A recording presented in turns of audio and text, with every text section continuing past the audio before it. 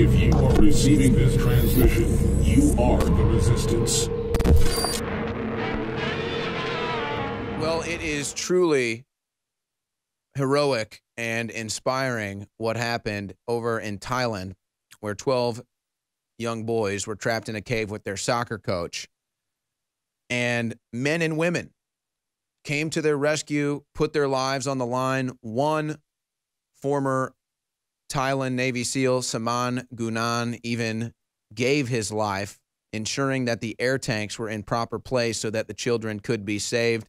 And we are glad to report that as of yesterday, all 12 boys have been rescued and the soccer coach. We're now joined by Craig Sawyer, who was part of this effort, who got called in for his expertise when he was a Navy SEAL. Craig, you actually didn't have to go into the caves yourself, but you were there on the ground doing some thinking, trying to figure out what to do. Just talk about the experience over there, what it was like working with the people, and the moment when the final kid and the coach came out of the cave.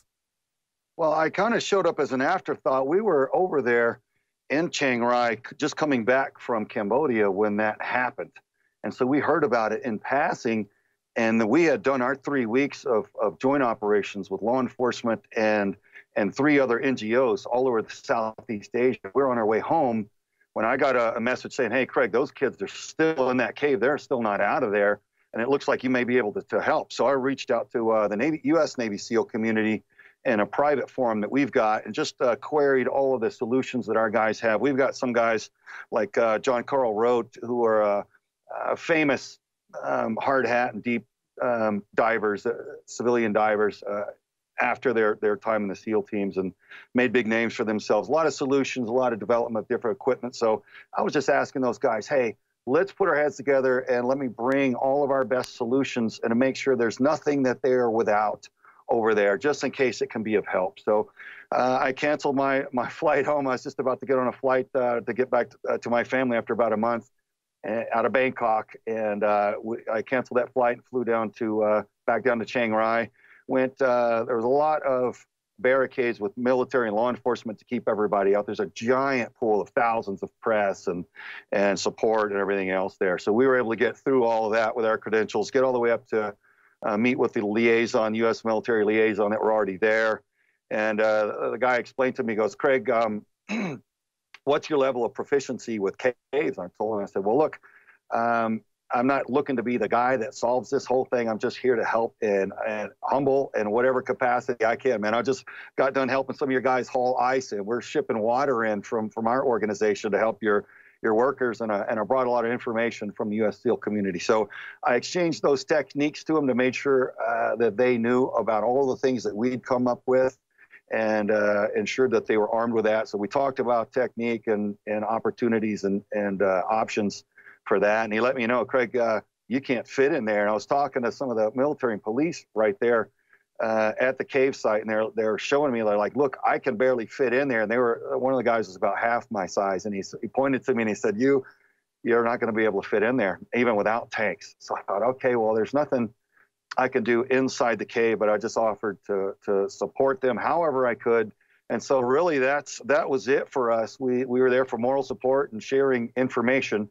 And we shipped some water in for the guys, but they told me, Craig, really at this point, as far as the physical rescue, these guys, there's the Thai Navy SEALs, but also there's the best divers in the world that's a civilian cave diving crew. And he said, Craig, they've got these systems with multiple systems of redundancy, and it's uniquely designed for cave diving, and they are the best in the world. They do this full time. They do more cave diving rescues than anybody on Earth, and they've got this.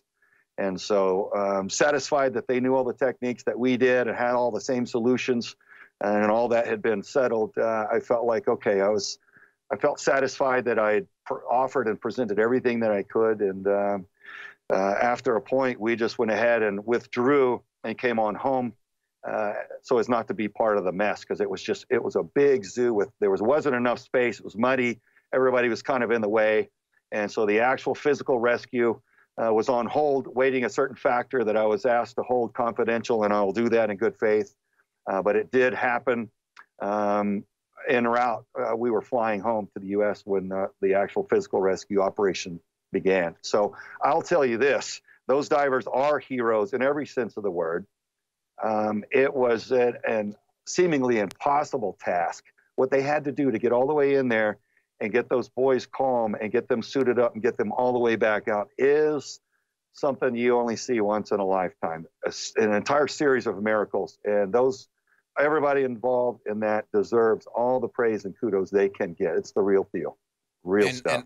Yeah, and again, and let's not forget the former Thai SEAL Saman Gunan, who literally put his life on the line and died just to make sure that the boys had those air tanks where they needed to be for the rescue. What can you tell us, though? Owen, real quick, though, before you move on, they said they used every single one of those tanks. Had he not done that, that operation would not have been a success. His sacrifice was needed. It counted for something. So well, I want people to know that. Yeah, right. And he had a family too, and and so pray for his family now as he sacrificed himself for the greater good. That's what every human wishes, that is our makeup. That's what every human wishes that their element is. We all believe that. Well, Saman Gunan put it all on the line, and he delivered for humanity. What can you tell us, Craig? We got about 2.5 minutes left in this segment. What can you tell us about the physical conditions of that cave and just how tough it was to maneuver in there? Well, the walls are jagged. There's apparently strong currents in parts of it.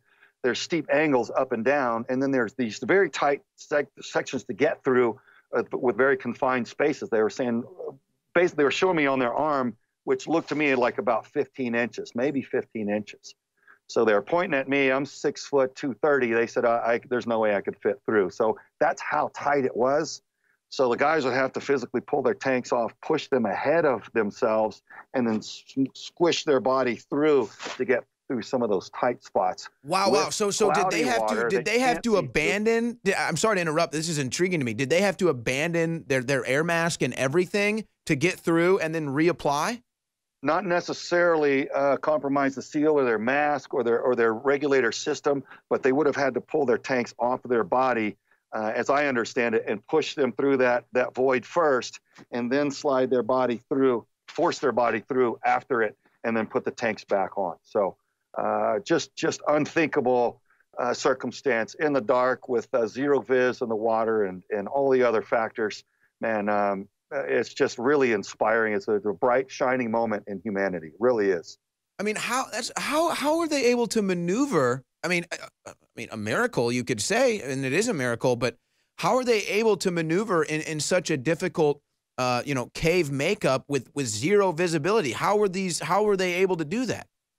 Well, they brought lights, and so they would illuminate best they could. But underwater, a lot of times you go by feel, and you got your instruments. But I mean, you can see the lights on the guys as they're going through. So look, they made it happen, man. It was a situation that most people felt was impossible. They had written it off prior, thinking that the team was lost, and then the rains stopped and the water receded a little bit, and they decided to go do another search. And through a series of miracles, they located them and then set about the plan to get them out of there against all odds. Wow.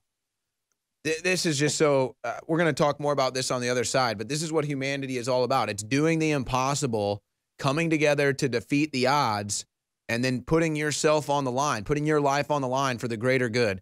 Incredibly inspiring stuff coming out of that story in Thailand. We're going to talk. Well, Craig Sawyer certainly knows what it means to put your life on the line for the greater good and for others, and that's why he joins me today to talk about the Thailand cave rescue, where 12 boys and their soccer coach were stuck in a cave. All were rescued in a mission that seemed impossible. Craig, I want to get your take as you were there on the ground and you absorbed some of the scenery there. I'm sure you were speaking with a lot of people involved in this at the time. Just talk about the will of the Thai Navy SEALs, the will of these deep sea diver rescuers, and the defiance to say, no, it's not impossible. We will get it done. Just What was that like, witnessing it and knowing what that's like, being with other men that have that same mentality? Talk about the defiance of it being deemed impossible to recognize, or excuse me, rescue these kids. Yeah, man. Well, the Thai SEALs have a good rep for that, and some things are universal. I've cross trained with numerous special forces units around the world, and what they say is essentially the same. They say it in a different accent, and they have different equipment, but really, it's the same guys. And they look a little bit differently, they sound a little bit different, but they're really expressing the same thing. So the Thai SEALs are great guys, and I've cross trained with their counter-terrorist unit. And back in the late 90s, and similar guys there as well. But look, at the dive site, it was a beehive of activity. There was just a lot of equipment coming in. There was a lot of planning, a lot of stress, and just agonizing over what they were going to do. Because again, nobody wanted to execute this plan until they really had to, because everybody was looking for a better solution, because this was a really risky plan, but it was the best one under the circumstances. So there was a great effort looking for something safer, looking for something more effective. You know, they were looking at drilling. Can you drill? Well, no, there's like an 800-meter mountain, a jungle mountain directly above the cave site itself. So getting equipment up there and drilling down to it or across to it wasn't really an option with the amount of time. It was really rainy and muddy. Just made everything much more difficult. So space was limited. There were dozens and dozens of big generator trucks there. There were, like I said, just tent after tent after tent with thousands of press. They're just flooded international press pool. And so there's a lot of stress, a lot of praying. You know, there are people there doing vigils, monks. And it was really kind of beautiful in that sense. People just hoping and praying and wanting those boys out of there. So, man, the rescue divers and Thai SEALs were all on board, just wanting to be part of the solution and make sure that those boys got out of there one way or another. The question was, how was it going to happen? And was the right decision going to be made to get them out of there without getting any of them killed? How many could get brought out of there before the floodwaters came in and ended the equation for everybody? You're talking about hours to get all the way in there, and then hours to get all the way back out. It's not like you just run in and grab one and run back out. It's a miracle journey to get all the way in there, and then the same thing to get all the way back out. When I heard they got all 12, I was like, oh, that's amazing. That is an absolute miracle. This is a day to be celebrated globally. Yeah, I mean, truly. honestly, I mean, just getting 2 or 4 out would have been a miracle, because they didn't think they could get any of them out.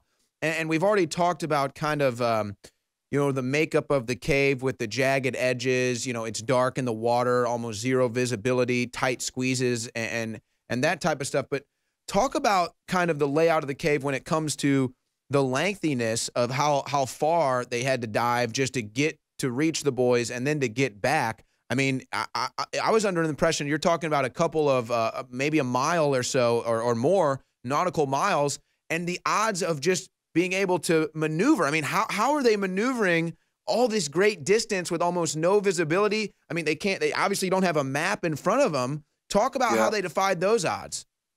Well, we use a compass to do that generally, but in a cave, you run a line, a cable or a rope or a series of ropes so that you don't lose your way, because it's easy to get disoriented with cloudy water and poor visibility and poor lighting. You turn on a light in cloudy water and it just looks like a big glow in front of your face.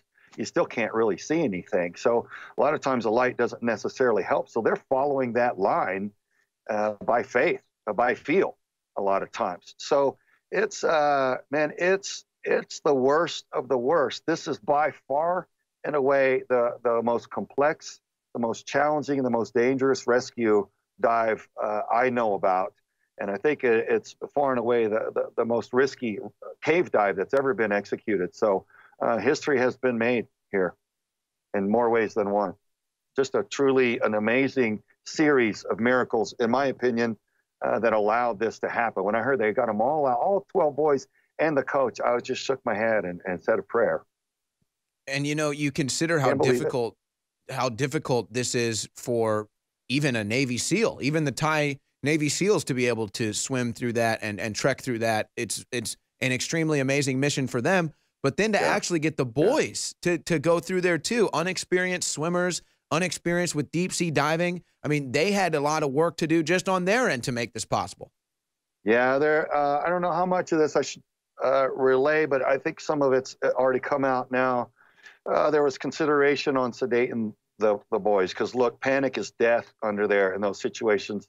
Young man, you put him underwater with a regulator and a mask for the first time. If he's not comfortable and he starts getting scared, he can panic and start ripping everybody's mask and kicking and really cause a lot of damage and cause multiple people to lose their lives. So it was considered to sedate the boys. We all felt like that was probably the most prudent measure, and even restraining their hands so they couldn't reach up and start ripping masks and panicking and causing damage. Because really, those divers, there was going to be one in front of the boy and one in back with a kind of like a flexible backboard so that they can control the boy and move him out.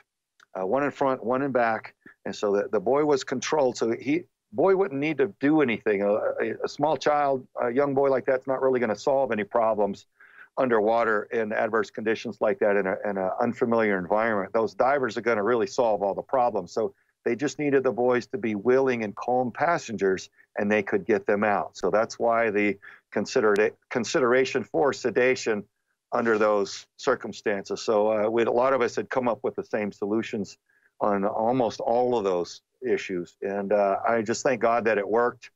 And it just, man, I still can't believe they got them all. It's just a beautiful, beautiful occurrence. It truly is. And again, it just shows you the power of humanity to defy the odds, to stand up and just the will to put yourself out there for the greater good and to then become a hero. That is truly what it's all about. Craig Sawyer, thank you so much for joining us. Thank you for sharing your account of what you witnessed there. And as usual, we'll be in touch. You're always offering us great content here on The War Room. All right. Thank you, Juan. So there goes Craig Sawyer. Wow. I mean, just incredible to think about all the measures that had to be taken, all the odds that had to be defeated, the men and women that had to put it on the line for it to be possible. Just incredible. I wonder what those 12 boys' life is going to be like from here on out. I think they're going to be really happy to be alive and outside of that cave. We'll be right back. If you are receiving this transmission, you are the Resistance. Extendowise, the latest product from InfoWarsLife.com, fuses all the known compounds that have been proven to be good for our hearts and cardiovascular system. And listen, everybody's got a heart.